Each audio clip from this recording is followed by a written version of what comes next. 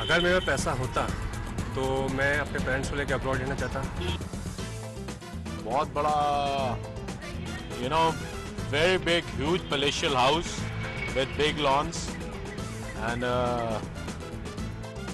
small jet.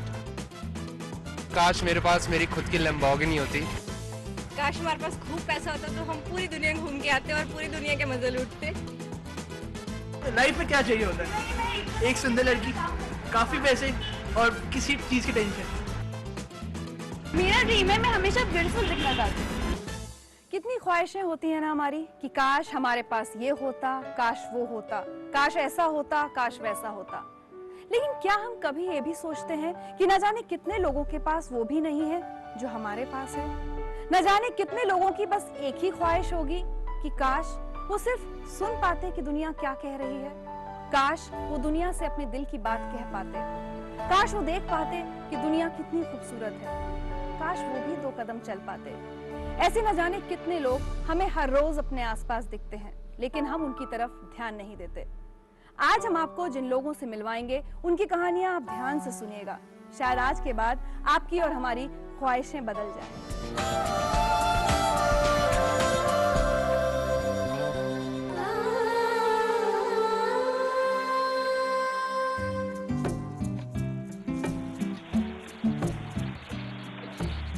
Deepa Malik का नाम Limca book of records में दर्ज है। एक नहीं 2 बार। पहली बार यमुना नदी में 1 किलोमीटर की दूरी बहाव के उलट तैरने के लिए और दूसरी बार 58 किलोमीटर की बाइक राइडिंग के लिए। क्या आप सोच सकते हैं कि ये दोनों रिकॉर्ड्स बनाने वाली दीपा मलिक को पिछले 10 साल से पैरालिसिस है। जी हाँ, उनके 3 स्पाइनल ऑपरेशंस हो चुके हैं। कमर से नीचे का शरीर पैरालाइज्ड है, कंधों पर 183 टांके हैं, लेकिन हिम्मत ऐसी जिसकी हम और आप तो कल्पना भी नहीं कर सकते।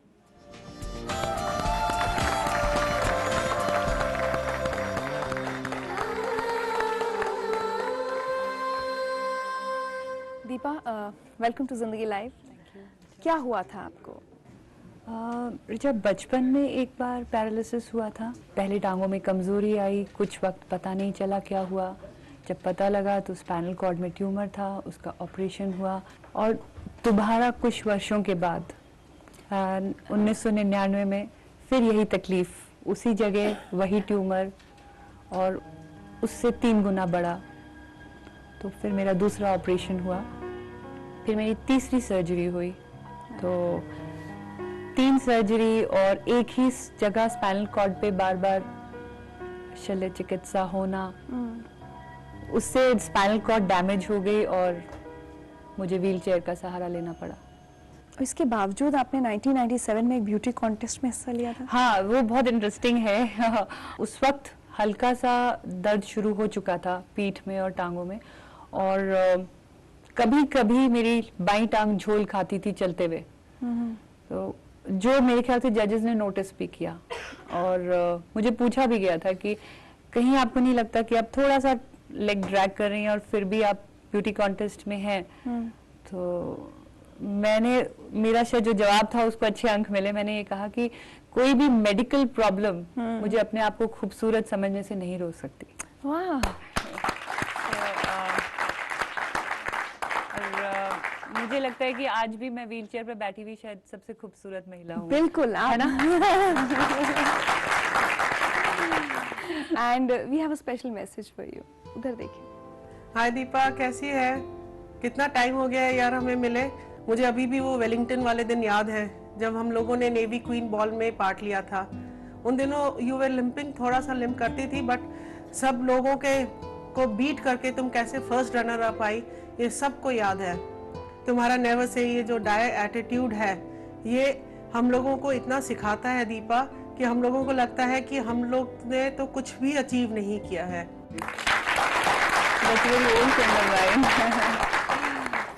1999 के बाद से आप अपने पैरों पर खड़ी नहीं हो पाई हैं। How has life changed since then? पहले अपने आप को संभाला, उसके बाद फिर सोचा कि इस नए शरीर में नई तरीके से जीना सीखना पड़ेगा, क्योंकि जीना तो है, बिल्कुल तय तो करना है, तो क्यों ना हंसकर, जिंदगी एक सफर ही तो है। सो उस सफर को तय करने के लिए मैंने नए शरीर को सीखा, कैसे उसमें उठना है, बैठना है, नहाना है, कपड़े बदलने हैं, हर चीज तो दोबारा सीखी। और इन 10 साल में एक चीज और हुई है, मेरे ख्याल से अगर मैं गलत नहीं हूँ 15 से ज्यादा मेडल्स, कुछ ज्यादा। अब गिनती 23 आ गई है। वाह, किन किन चीजों में हम चाहते हैं आप लोगों को बताएं क्या क्या किया? एक तो स्विमिंग में मैं 3 स्ट्रोक करती हूँ Richa, back stroke, breast stroke and free style. धीरे धीरे जब मैं स्पोर्ट्स की दुनिया में आई तो मैं फील्ड इवेंट्स भी करने लगी हूँ, जिसमें javelin throw, discus throw and shot put. साथ ही जो हम जैसे लोगों के लिए जो ओपन वाटर स्विमिंग होती है तो उसमें भी मैं अब पार्ट लेने लगी हूँ। आपने फिर अपना एक रेस्टोरेंट शुरू किया, डीज प्लेस। वो शुरुआत क्यों और कैसे हुई? You know, it's like I call it Dee's Place because not because I'm Deepa, but it is a dream which has come to life with my determination. That's why it's called Dee's Place. So, and ये मेरे उन सब सवालों का जो दुनिया मेरे लिए उठाती थी उसका एक जवाब था। 2005 में जिस शहर में मैंने ये रेस्टोरेंट खोला है वो आर्मी का एक ट्रेनिंग स्कूल सेंटर है। वहाँ पे यंग ऑफिसर्स बहुत आते हैं ट्रेनिंग के लिए। It's like a officer school. So ये जो यंगर जनरेशन मेरे रेस्टोरेंट में आने लगे, वो पर्टिकुलर जो ग्रुप आया उससे मैंने बहुत सीखा। उन्होंने आई थिंक मेरी पुरानी फोटोग्राफ्स देखी बाइकर की, why can't you do biking again, you know, start biking again. I'm looking at them. I said, what do you mean biking again? बोलते यार आजकल तो सब कस्टमाइज हो जाता है, टेक्नोलॉजी कहाँ चली गई, आप क्या कर रहे हो? तो ये यंगर जनरेशन से मैंने बहुत सीखा। 2006 में आपको महाराष्ट्र की तरफ से रिप्रेजेंट किया आपने महाराष्ट्र को, और बस उसके बाद कुआलालंपुर गई हैं। यस, मैं वहाँ पहला मुझे मौका मिला and suddenly I was in nationals. Aspiring for any more records? हाँ, I definitely want to keep increasing. एक तो ये जो मेरा जो 2 ये रिकॉर्ड्स हैं बाइकिंग के और स्विमिंग के, इनका मैं डिस्टेंस जो है उसको इंक्रीज करना चाहूँगी।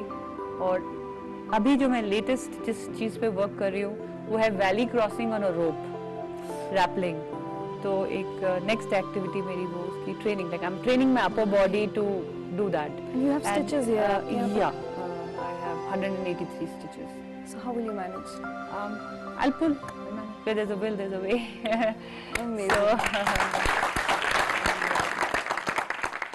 दीपा, आपने से कहा and what we can see, आप बहुत खूबसूरत हैं और आपके लिए एक छोटी सी गिफ्ट है।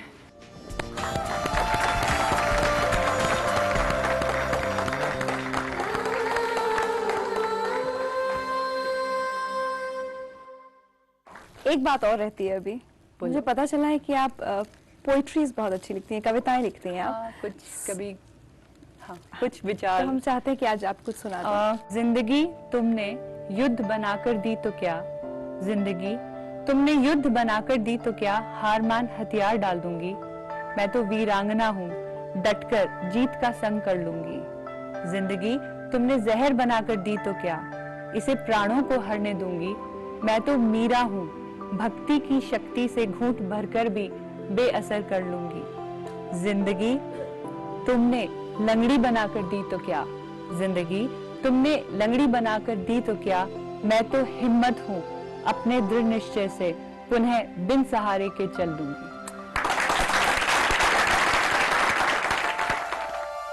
मुड़े हुए हाथ पैरों के साथ जिंदगी जी, अपना हर काम किया और बने दुनिया के लिए एक मिसाल। मिलिए कमलेश शाह से।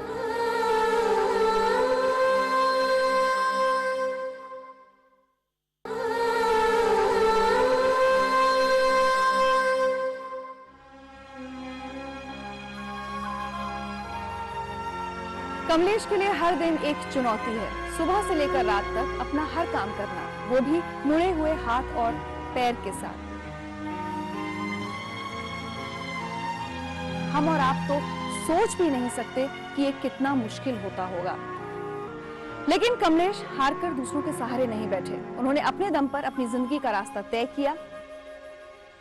क्या आप यकीन करेंगे कि आज अहमदाबाद में कमलेश के 3 ऑफिस हैं, खुद का खड़ा किया हुआ बिजनेस है, घर है, एक हंसता खेलता परिवार है।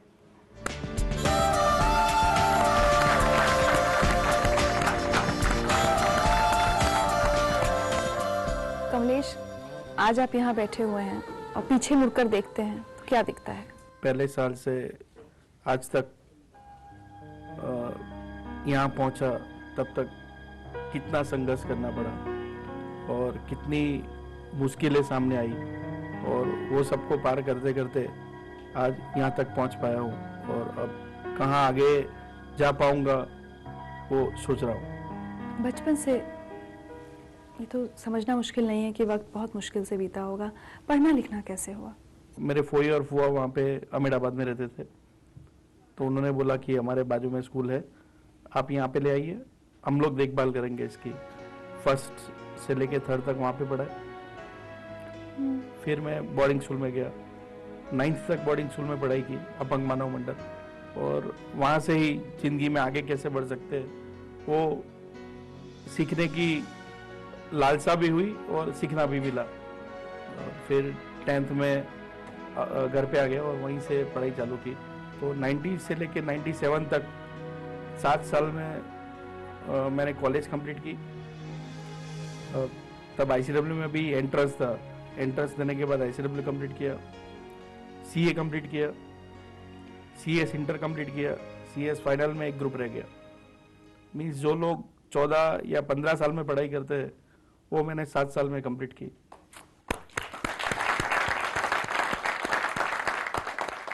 ट्रेनिंग के दौरान आपको बहुत परेशानियां हुई? हाँ, बहुत सारी। कॉलेज की बात करूं तो F5 का जो क्लास था वो 4th फ्लोर पे था, तो हर रोज सीढ़ी चढ़ना उतरना, तब शायद मेरा वेट थोड़ा कम था तो उतरना चढ़ना आसानी हो जाती थी। तो मुश्किल तो था ही, लेकिन मन में एक धगस थी कि नहीं, कुछ करना है तो उसके लिए मेहनत तो करनी ही पड़ेगी। उसके बाद जब प्रैक्टिस करने का वक्त आया तब भी आपको लोगों ने मना किया कि मत करो प्रैक्टिस? ये हाँ, सब ये बोलते थे कि आप प्रैक्टिस करने जाओगे तो आपको बहुत सारी प्रॉब्लम्स आएगी। जैसे प्रैक्टिस करते हैं लोग तो इनकम टैक्स जाना पड़ता है, पार्टीज के यहाँ जाना पड़ता है, सब जगह घूमना पड़ता है, तो आप कैसे करोगे? तो मैं तब उनको जवाब देता कि अगर मैं पढ़ने के लिए 4th फ्लोर पे जा सकता हूँ तो कमाने के लिए क्यों नहीं। प्रैक्टिस के दौरान शुरू के 6 महीने बहुत परेशानी वाले रहे। हाँ, लोगों को वो विश्वास दिलाना था मुझे कि मैं काम कर सकता हूँ, और लोगों को विश्वास आना भी चाहिए ना कि मैं काम कर सकता हूँ। जैसे जैसे मैं काम करता गया, काम की क्वालिटी उन्होंने देखी, काम देखा, तो काम जैसे नॉर्मल लोगों का बढ़ता है उससे कई ज़्यादा स्पीड से बढ़ने लगा। और इतना बोल सकता हूँ कि मैंने 7 साल प्रैक्टिस की है, तो 7 साल में एक नॉर्मल CA जो नहीं अचीव कर सकता उससे कई गुना ज्यादा मैंने अचीव किया। कमलेश जी, कभी ऐसा हुआ कि किसी की कहीं कोई बात बहुत चुभ गई हो, बहुत बुरी लगी हो, हर्ट हुआ? एक वाक्य मुझे याद है, मेरे घर के सामने ही एक स्कूल है, विद्या विहार स्कूल, तो वहाँ पे मेरा एडमिशन दिया गया। फिर पहले दिन मैं स्कूल में गया तो जो टीचर्स थे, प्रिंसिपल्स थे, उनको ऐसा लगा कि ये बच्चा तो शायद यहाँ पे नहीं पढ़ सकता, क्योंकि उसको नॉर्मल लोगों को देख के कुछ फीलिंग होती है। तो मुझे प्रिंसिपल ने बुलाया कैबिन में उनकी 2 पीरियड के बाद, और उन्होंने मुझे बोला कि आप यहाँ पे पढ़ाई नहीं कर सकते। तो बीच में से ही उन्होंने मुझे ये स्कूल छोड़ने पे मजबूर किया। तब मैंने उनको बोला कि सर, आपके स्कूल में जितने परसेंटेज आएंगे उससे 1% में ज़्यादा ला के दिखाऊंगा आपको। और फिर मैंने दूसरी स्कूल में एडमिशन लिया, और वो स्कूल में 81% आए, मेरे 82% थे।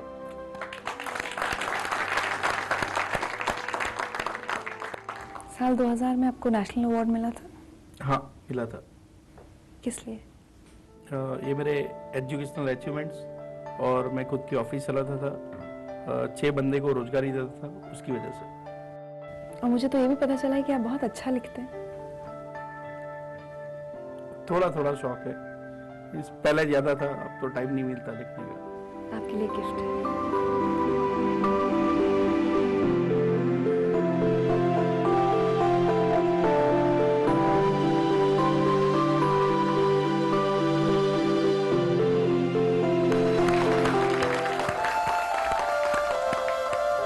दूसरों को ये लगता है कि सुन नहीं सकते हैं, तो अलग दिमाग है, इनका दिमाग हमसे नीचे है, हम ज्यादा अच्छा सोचते हैं, जबकि ऐसा नहीं है।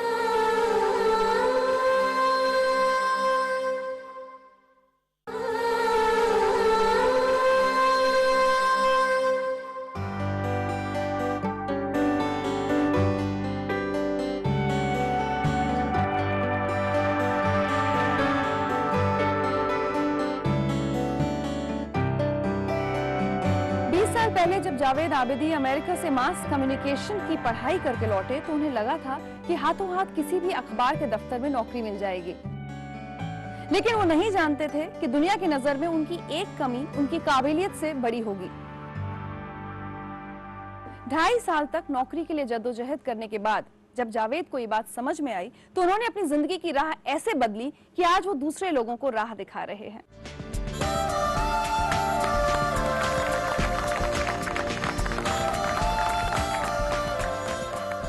जावेद, क्या हुआ था आपको? जन्म के ही समय पे मेरे डॉक्टर ने नोटिस किया कि पीठ के निचले हिस्से पे थोड़ा सा लंप है या एक सूजन जैसी है। उन्होंने ये प्रेडिक्शन दे दिया कि बच्चा 20 दिन से ज़्यादा जीवित नहीं रहेगा। And that is how my parents give me my name Javed, which means one who doesn't die. तो मैं अक्सर मजाक में कहता हूँ कि कम से कम नाम ने तो अपना असर दिखाया। उसके बाद शुरुआत के 10 साल काफी मुश्किलों में भरे रहे थे। जी जाहिर है, उसके बाद फिर मेरे फादर इधर उधर दौड़े, दिल्ली लेके आए। दिल्ली में ऑल इंडिया मेडिकल इंस्टीट्यूट है, तो वहाँ फिर सही डायग्नोसिस हुई। वहाँ पे डॉक्टरों ने कहा कि स्पाइना बाइफिडा है, और तो उन्होंने कहा कि अभी आप बच्चे को बड़ा होने दीजिए, फिर जब कुछ होगा तो देखेंगे। 10 साल तक की उम्र तक मैं लंगड़ा के लेकिन चल लेता था। 10 से लेके 15 तक की एज तक मैं क्रचेस पे था, और फिर 15 साल की एज से मैंने फिर व्हीलचेयर पकड़ी। उसके बाद अब मैं कुछ सालों बाद की अगर बात करूं, अमेरिका से जब मास कॉम की पढ़ाई करके, और उस वक्त मास कॉम की पढ़ाई करके आना यूएस से बहुत बड़ी बात थी। उसके बाद भी आपके एक्सपीरियंसेस बहुत खराब रहे थे भारत आने पर। एक मिडिल क्लास फैमिली थी। मेरे फादर यूनिवर्सिटी में लेक्चरर थे, लेकिन ये कि मौका मिला, स्कॉलरशिप मिली, मैं अमेरिका जा सका, तो वहाँ से डिग्री हासिल की, और बहुत मोटी डिग्री मैं कहता हूँ हासिल की, और अच्छे नंबरों से हासिल की। दोस्तों ने मना भी किया, फैमिली ने मना भी किया कि भाई अमेरिका में हो, वहीं सेटल हो जाओ, आसान रहेगा, ये रहेगा वो रहेगा, लेकिन मुझे यकीन था, जुनून था कि नहीं, मुझे वापस आना है। और मैं अपने दोस्तों से मजाक में कहता था कि आप देखिएगा, मतलब घर के बाहर एक लाइन लगी होगी एडिटर्स की कि हमारे अखबार में काम करो, हमारी मैगजीन में काम करो। और 6 महीने तक आई वॉज जॉबलेस, और जितने लोग थे उन सब ने पीठ थपथपाई, उन सब ने कहा कि आप बहुत होशियार हैं, बहुत बहादुर हैं, बहुत ये हैं, बहुत वो हैं, मगर तो वो जो एक स्टीरियोटाइप है, वो जो एक धारणा है, वो जो एक कहीं ना कहीं एक उसको डिस्क्रिमिनेशन कहें या जो भी कहें, कि उनको ये लगता था कि एक व्हीलचेयर पे बैठा व्यक्ति एक जर्नलिस्ट कैसे बन सकता है। From being a journalist to an activist. जी, ये परिवर्तन कब और कैसे हुआ? फिर मैं जर्नलिस्ट बन गया। 2-2.5 साल तक मैंने एक्टिव जर्नलिज्म किया, और शुरू के 6 महीने लगे स्ट्रगल करने में, जो मेरे ख्याल से सभी को लगते हैं, लेकिन ये कि उसके बाद मैं बड़े बड़े जो देश के अखबार हैं, मैगजीन हैं, उनके लिए लिखता था।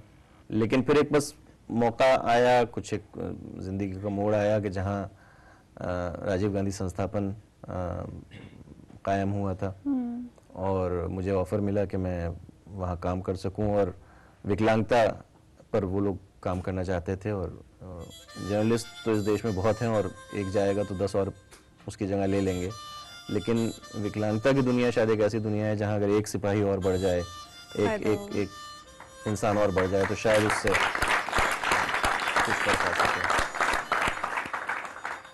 उसके बाद NCPEDP, national centre for promotion of employment for disabled people, इसकी शुरुआत कैसे की? 90s में आपको याद ही होगा, जाहिर है सब जानते हैं कि ग्लोबलाइजेशन का दौर आ चुका था, सरकारी नौकरियां कम होती जा रही थी, प्राइवेट सेक्टर में नौकरियां बढ़ती जा रही थी। तो कहीं ना कहीं एक फिक्र ये थी कि प्राइवेट सेक्टर को अगर हमने सेंसिटाइज नहीं किया या उनके साथ मिलकर काम नहीं किया, तो फिर विकलांग और ज़्यादा पीछे छूट जाएंगे। तो इस इंटेंशन से संस्था का इस संस्था को स्थापित किया गया था। उधर देखिए, आपके लिए एक मैसेज है। जावेद जी की पर्सनालिटी जो है मैं उससे बहुत ही प्रभावित हुआ हूँ। एक डिसेबल्ड आदमी लेकिन एक नॉर्मल आदमी से ज़्यादा एक्टिव, हमेशा इतनी एनर्जी उनके अंदर रहती है। जिस तरह से उन्होंने ये सारी मूवमेंट को जो है आगे बढ़ाया है, जो एक फंडामेंटल चेंजेस डिसेबिलिटी के लिए लाए हैं, हैट्स ऑफ टू हिम। हम चाहते हैं आज आप हम सबको हेलन केलर अवार्ड्स के बारे में बताएं। जब एनसीपीडीपी नया नया बना था तो हमने एक रिसर्च स्टडी की और देश की जो 100 सबसे बड़ी कंपनियां हैं उनके ऊपर ये रिसर्च आधारित थी और उसके नतीजे इतने ज़्यादा चौंका देने वाले थे। मतलब हालत ख़राब है ये तो मालूम था, मतलब मैं तो खुद उसका शिकार था, लेकिन इतनी ख़राब है ये अंदाज़ा ऑनेस्टली स्पीकिंग मुझे भी नहीं था। Average rate of employment was 0.4%, आधा प्रतिशत भी नहीं था। तो वहाँ पर एक जागरूकता लाने के लिए और एक रोल मॉडल्स को सामने लाने के लिए कि ये व्यक्ति है जो विकलांग है मगर अपनी इस विकलांगता के बावजूद ये शिखर पर पहुंचा है, और उसके साथ साथ कंपनियां भी, ऐसी कंपनियां, ऐसे एम्प्लॉयर्स जिन्होंने के स्टीरियोटाइप से हट के एक सब्सटैंशियल नंबर में डिसेबल लोगों को जॉब्स दी हैं। तो इसको उजागर करने के लिए, इसको हाईलाइट करने के लिए हम लोगों ने हेलन केलर अवार्ड्स एस्टैब्लिश किए। So nice. आई मीन कहना जरूरी नहीं कि आप बहुत बेहतरीन काम कर रहे हैं। जिंदगी लाइफ की तरफ से आज आपके लिए एक छोटा सा तोहफा है।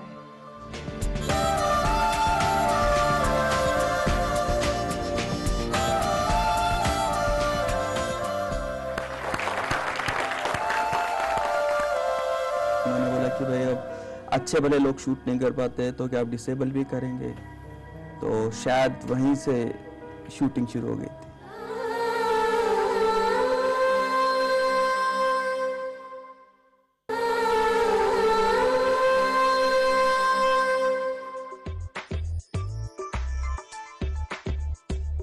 वो अभिनव बिंद्रा जैसे शूटर्स के लिए एक आदर्श हैं। 1997 में उन्हें अर्जुन अवार्ड से सम्मानित किया गया। 2006 में हुए पेसिफिक गेम्स में 50 मीटर राइफल शूटिंग में वो गोल्ड मेडल जीत चुके हैं। 2008 के बीजिंग पैरालंपिक में दुनिया भर के 48 शूटर्स में से ये 5वें स्थान पर थे। और ये सब तब जब नरेश को पिछले 36 साल से पोलियो है।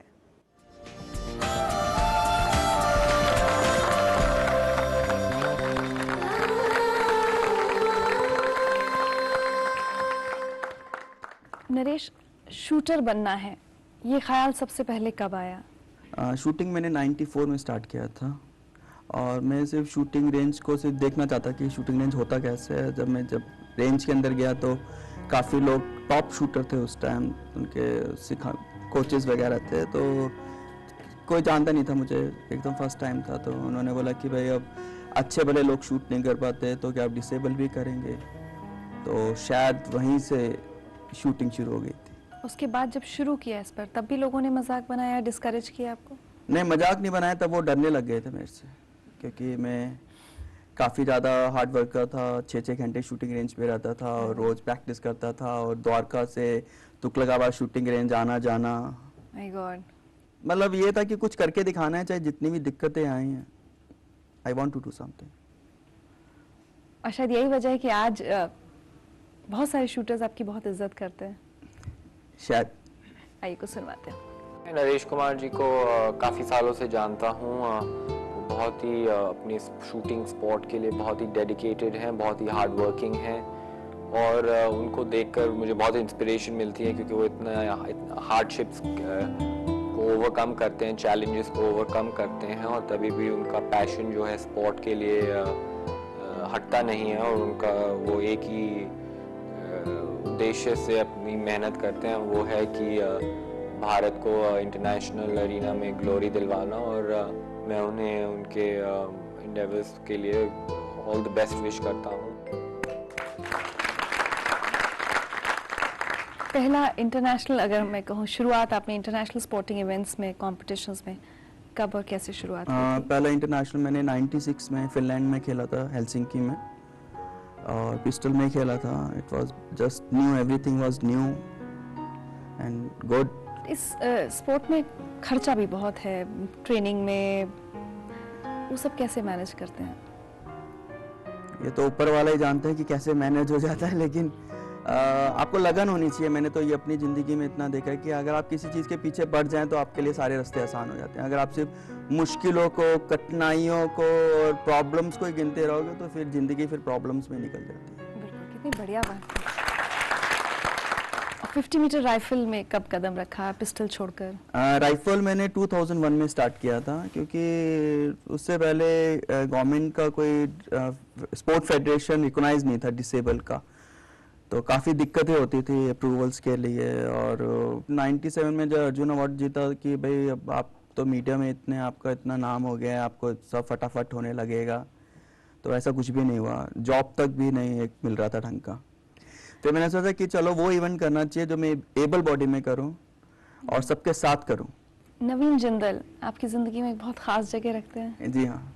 कैसे? एक तो वो बहुत अच्छे इंसान हैं, साथ में खुद शूटर भी हैं, शूटर्स की प्रॉब्लम्स को जानते हैं। और फ्रैंकली अभी बोलूँ तो शायद मेरा जो शूटिंग के साथ साथ जो मेरा परिवार है वो भी जिंदल स्पोर्ट्स की तरफ से चल रहा है, क्योंकि कोई जॉब है नहीं तो उन्हीं का स्पॉन्सरशिप वही पूरी मदद करते हैं। Hello Naresh ji, how are you? आप जानते होंगे कि हमें आपके ऊपर बहुत गर्व है और हमेशा मैंने आपसे हमेशा प्रेरणा ली है कि आपने कभी भी अपनी जो चुनौतियों का अच्छी तरह से सामना करते हुए आपने शूटिंग में अपना नाम कमाया है, भारत का नाम अंतर्राष्ट्रीय स्तर के ऊपर रोशन किया है। मुझे पूरा विश्वास है कि कॉमनवेल्थ गेम्स में जो अगले साल हमारे देश में होने वाले हैं उसके अंदर भी आप देश का नाम रोशन करेंगे। एटलीस्ट अगर कॉमनवेल्थ हमारी कंट्री में होने तो मैक्सिमम गोल्ड हम लोग ही जीतने चाहिए। इवन शूटिंग में सब साफ हो जाना चाहिए, सब कुछ गोल्ड, सिल्वर, ब्रॉन्ज सब इंडिया का होना चाहिए। जब विदेशों में जाते हैं इंटरनेशनल इवेंट्स में, how do people look up to you? यहाँ से ज़्यादा वहाँ प्यार करते हैं अगर ऐसे बोलो तो कभी किसी कोच को ही बोलेंगे, चाहे वो इजराइल का हो, चाहे ऑस्ट्रेलिया का हो, चाहे जर्मनी के जैसे मेरे अपने पर्सनल कोच हैं, तो कभी उन्होंने महसूस भी नहीं हुआ कि भाई तू अकेला है, हम तुझे सपोर्ट करते हैं। वो कहते हैं कि वी लव, कि अगर we die and we love, तो हमारी कंट्री में पैदा हुआ होता। कुछ लोग वो कहते थे कि यार हमें खुशी होगी तो हमारी कंट्री वाले को हरा के मेडल जीतेंगे। शूटिंग के अलावा आपसे बात करूं अगर, तो हमको पता चला है कि आपको संगीत का बहुत शौक है। सिर्फ सुनने का। हाँ। नरेश, हम आपके लिए गिफ्ट लेकर आए हैं।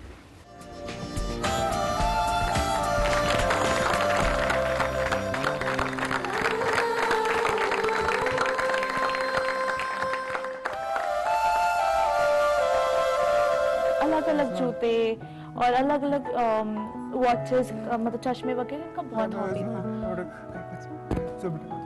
तो फिर इन्होंने फिर ये सोचा कि मैं तो बेवकूफ हूँ कि मैं ऐसे सामान खरीदा, मैं खुद बना भी सकता हूँ।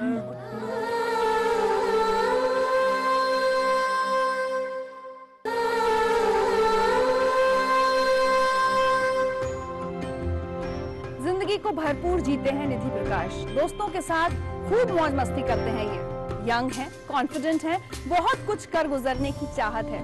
पेशे से एक्सेसरी डिजाइनर हैं, चश्मे और घड़ियां डिजाइन करते हैं। मेरे हाथ पर ये जो घड़ी है वो इन्होंने ही डिजाइन की है।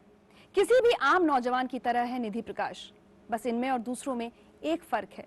निधि सुन नहीं सकते कि आज हम इनके बारे में क्या कह रहे हैं, ना वो हमसे बोलकर कुछ कह पाएंगे, लेकिन इस वजह से ना तो वो खुद को असहाय महसूस करते हैं, ना ही खुद पर दया करते हैं।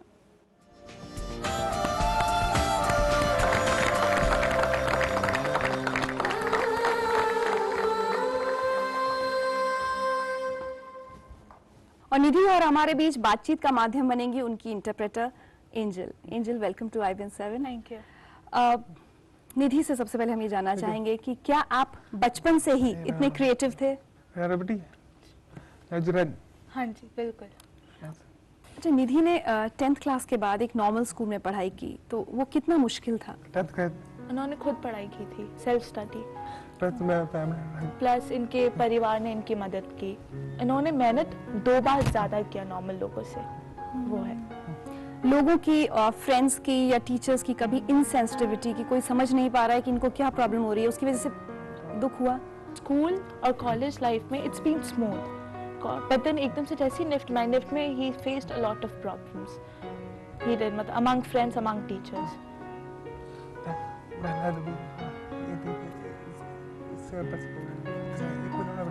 नो, बिकॉज इनके दोस्तों को ये लगता है कि सुन नहीं सकते हैं, तो अलग दिमाग है इनका, दिमाग हमसे नीचे है, हम ज़्यादा अच्छा सोचते हैं, जबकि ऐसा नहीं है।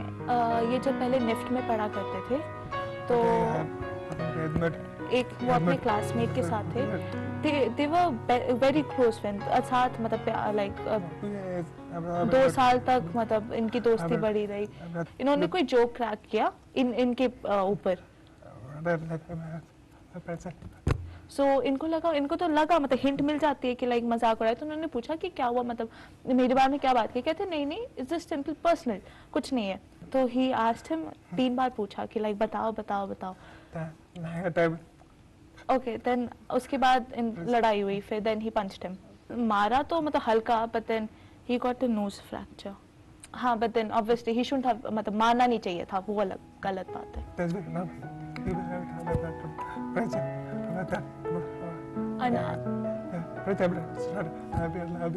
ओके, नोज फ्रैक्चर से पहले उनके जो दोस्त का नाक टेढ़ा था, आफ्टर द नोज फ्रैक्चर बिल्कुल सीधा हो गया, सो ही इज हैप्पी टू। फिर तो वो यही कहते कि थैंक गॉड कि तुमने मुझे मारा, अब नाक सीधा हो गया। कैसे शुरुआत हुई? एक्सेसरी डिजाइनर बनना, ये कैसे ख्याल आया? जब ये छोटे थे तो मतलब इनको अलग अलग जूते और अलग अलग वॉचेस, मतलब चश्मे वगैरह, इनका बहुत हॉबी था।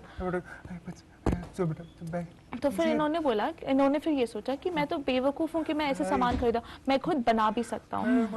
एक बात हम इनसे जानना चाहते हैं, इतने टैलेंटेड है निधि, इतनी सारी चीजें डिजाइन की हैं, लेटेस्ट ब्रांड्स के साथ इन्होंने काम किया है, लेकिन बोल ना पाना या सुन ना पाना, इसकी वजह से इनको कितनी मुश्किलें आई प्रोफेशन में?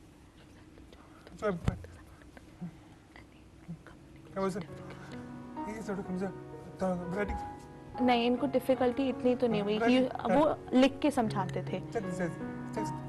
हाँ, एंड प्लस 6th सेंस, थोड़ी सी एक्ट आउट करना और फिर लिख के समझाना। निधि की माँ यहाँ हमारे साथ हैं। एज पेरेंट्स, कई बार आप लोगों को ऐसे बुरा लगता था कि किसी ने, फ्रेंड्स ने, किसी ने ऐसा बर्ताव किया आपके बच्चे के साथ जो नहीं होना चाहिए? बहुत बुरा। जब नॉर्मल बच्चों के साथ खेलते थे थोड़ा सा फर्क हो जाता था, ये भी फील करते थे कभी, लेकिन बाद में ये नॉर्मल सा लगने लगा। आपकी बेटी निरुपमा ये कथक डांसर है, सो हम जानना चाहेंगे कि निरुपमा को कभी ऐसा लगा कि लोगों ने बहुत इनसेंसिटिविटी दिखाई और इनके अचीवमेंट्स को नहीं समझने की कोशिश की हो? हाँ, इनको बुरा इस बात पे लगता था कि जब इनके जो क्लासमेट्स हुआ करते थे, इनकी जो mind development was much faster, बहुत जल्दी होता था as compare to Nirupama and NP. तो वो देख के मतलब फास्ट इनका इम्प्रूवमेंट बुरा लगता था, मतलब चाह के भी रह जाते हैं पीछे। कैन यू आस्क हर कितना मुश्किल रहा है, you know, does she find life is tough with her because she can't talk in?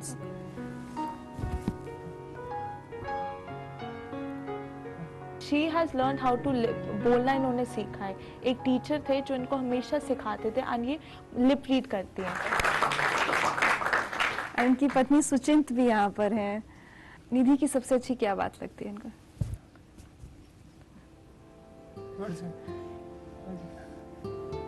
नहीं, वो जिस तरह से मस्ती में रहते हैं, वो बात अच्छी लगती है, relaxed. And she's been a model too. Yeah.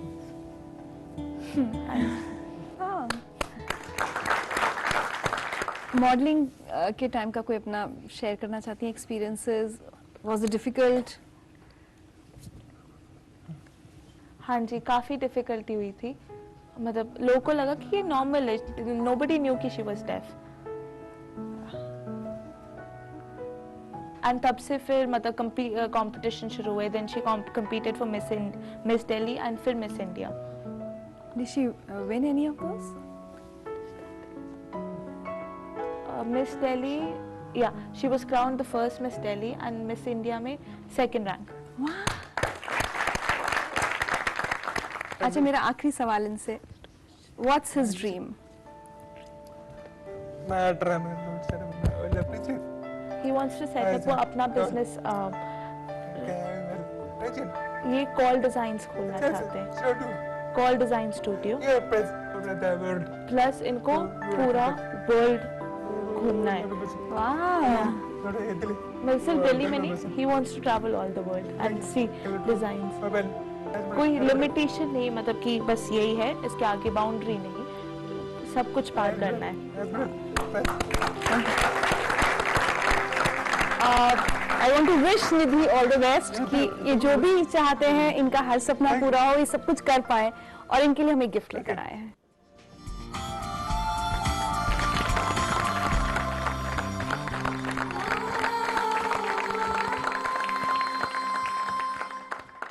आज अगर मैं इन सब लोगों से पूछूं कि दुनिया को ये बताना चाहें अगर कि हम सब कुछ कर सकते हैं, हम हर काम के काबिल हैं और हमको कमजोर मत समझो, they want to say something? कहते हैं कि ये बिल्कुल ये कुछ भी कर सकते हैं, लेकिन लोगों को समझना भी है, एक हाथ से ताली तो नहीं बजती। सो ये कह रहे कि अगर हम भी कुछ करें तो दूसरे लोग भी कुछ करें साथ में।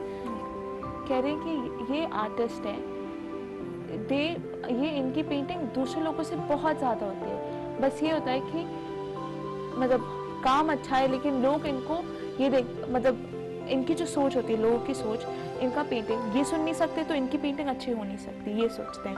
पेंटिंग देख के नहीं समझ में नहीं आती, अच्छा नहीं है, that's how they go। Hurt होता है? हाँ जी, होता है, लेकिन ये जानते हैं कि ये कुछ कर सकते हैं।